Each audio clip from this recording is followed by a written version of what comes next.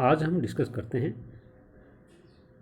Mendel law of inheritance में Mendel's का law of independent assortment या मेंडल का स्वतंत्र अपव्यवन का नियम।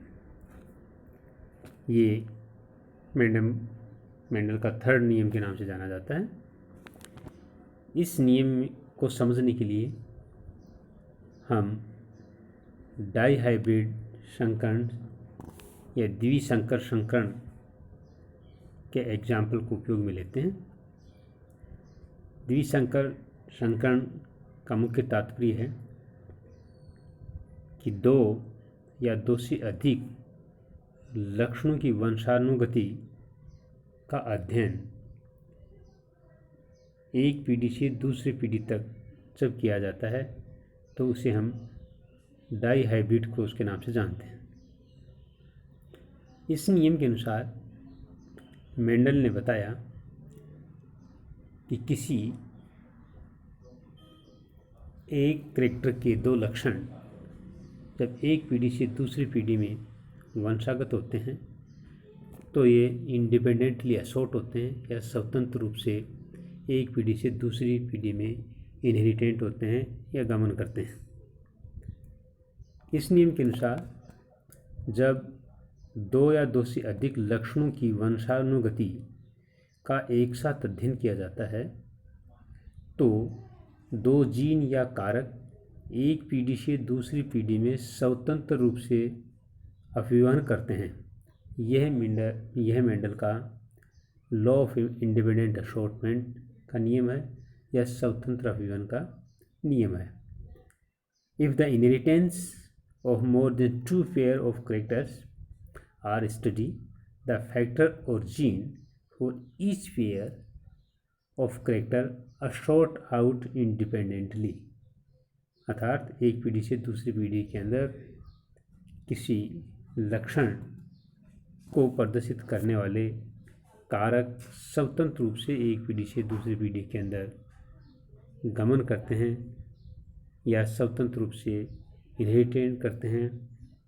इसे हम जैसा कि पूर्व में डिस्कस किया कि डाइहाइब्रिड क्रॉस के द्वारा हम इसे समझ सकते हैं। डाइहाइब्रिड क्रॉस में हम मटर के पौधे में कोटियोलिडन या बीजपत्र के रंग व आकृति के जीन को लेते हैं।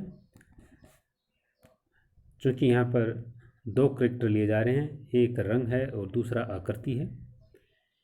कोटिलोडिन में पीला रंग तथा गोल बीज के जो पौधे होते हैं ये प्रभावी लक्षण को प्रदर्शित करते हैं तथा हरे रंग व झुर्रीदार बीज के पौधे होते हैं ये अप्रभावी लक्षण को प्रदर्शित करते हैं।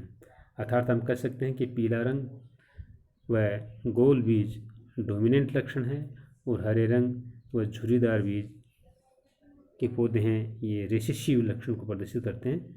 जब इन पौधों के बीच में संकरण कराया जाता है तो हम जानते हैं कि F1 पीढ़ी में जो संतति प्राप्त होगी वो प्रभावी लक्षणों वाली होगी। यह मेंडल की प्रथम नियम को बताती है, प्रभाविता का नियम की, क्योंकि F1 पीढ़ी में हमें मेंडल के नियम अनुसार प्रभावी लक्षण दिखाई देते हैं। तो हम कह सकते हैं कि F1 पीढ़ी में जो प्लांट्स प्राप्त होंगे उनके बीज पीले रंग व गोल होंगे। तो ये प्रभाविता की बात को प्रदर्शित करता है।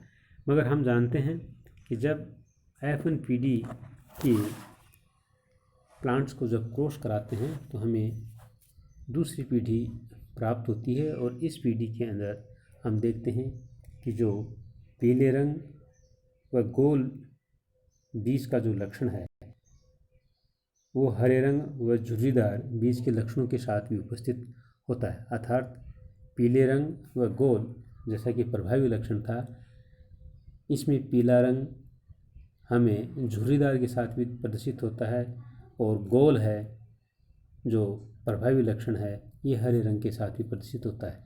तो इसलिए हम ये कह सकते हैं कि पीला और गोल जो प्रभावी लक्षण था वो हमेशा एक साथ वंशानुगत नहीं होता, ये इंडिपेंडेंटली असॉर्ट करता है, यानी स्वतंत्र रूप से एक पीढ़ी से दूसरी पीढ़ी के अंदर गमन करता है। तो हम बेसिकली ये कह सकते हैं कि पीला रंग झुर्रीदार बीज के साथ भी गमन कर सकता है। इसी प्रकार से हरा रंग गोल बीज के साथ भी गमन कर सकता है, अर्थात हरे व गोल बीज के प्लांट्स में प्राप्त हो सकते हैं तथा पीले तथा झुर्रीदार बीज में भी प्राप्त हो सकते हैं। डाई हाइब्रिड क्रॉस में हम जब क्रॉस कराते हैं तो हम देखते हैं कि हमें जो 16 प्लांट्स प्राप्त होते हैं उसमें पीले व गोल 9 प्लांट्स प्राप्त होते हैं, जैसा कि ये डोमिनेंट लक्षण है। मगर पीले व झुर्रीदार के भी हमें 3 प्राप्त होते हैं, इसलिए हम कह सकते हैं कि पीला व गोल पीले व झुर्रीदार के साथ भी उपस्थित है, क्योंकि पीला व गोल प्रभावित लक्षण था, ये 9 थे। बाकी इसके साथ 3 प्लांट्स हमें ऐसे प्राप्त होते हैं जिसमें पीले व झुर्रीदार बीज प्राप्त होते हैं। इसी प्रकार से हरे व गोल 3 प्लांट्स हमें प्राप्त होते हैं और हरे व झुर्रीदार 1 प्लांट प्राप्त होता है। हम जानते हैं कि गोल जो लक्षण था वो हरे के साथ ही उपस्थित है और साथ साथ में जो झुर्रीदार कैरेक्टर है वो पीले के साथ भी उपस्थित है।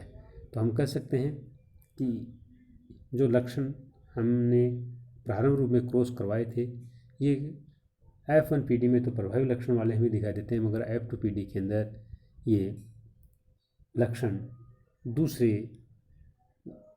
लक्षणों के साथ भी दिखाई देते हैं। तो हम कह सकते हैं कि एक जो लक्षण किसी कैरेक्टर को प्रदर्शित करता था वो स्वतंत्र रूप से गमन करता है।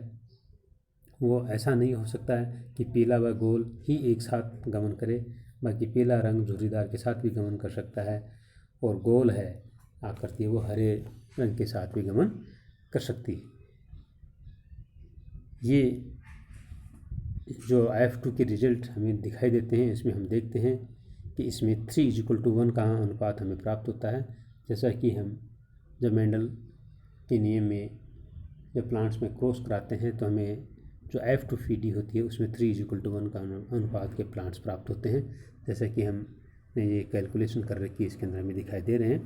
क्योंकि क्रॉस कराने डाई हाइब्रिड क्रॉस कराने में जो 16 प्राप्त होते हैं प्लांट उसमें 9:3:1 का रेशियो में प्राप्त होता है, मगर इसमें प्रभावी तथा अप्रभावी लक्षण को देखते हैं तो हमें 3:1 का अनुपात हमें दिखाई देता है। तो इसलिए हम ये कह सकते हैं कि ये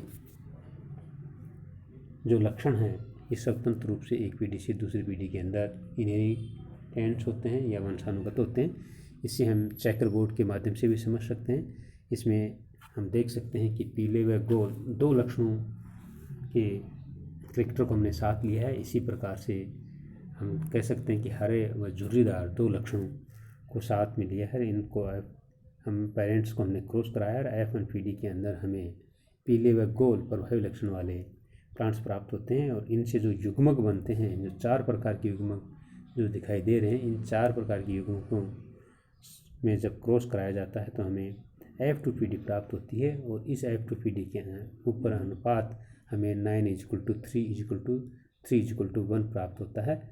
और इससे हम ये समझ सकते हैं कि किसी एक लक्षण को प्रदर्शित करने वाले जीन हैं वो आगे चल करके स्वतंत्र रूप से अभिव्यंजन करते हैं या दूसरे लक्षण के साथ वो उपस्थित हो सकते हैं। इसे ही मेंडल का लॉ ऑफ इंडिपेंडेंट असॉर्टमेंट के नाम से जानते हैं।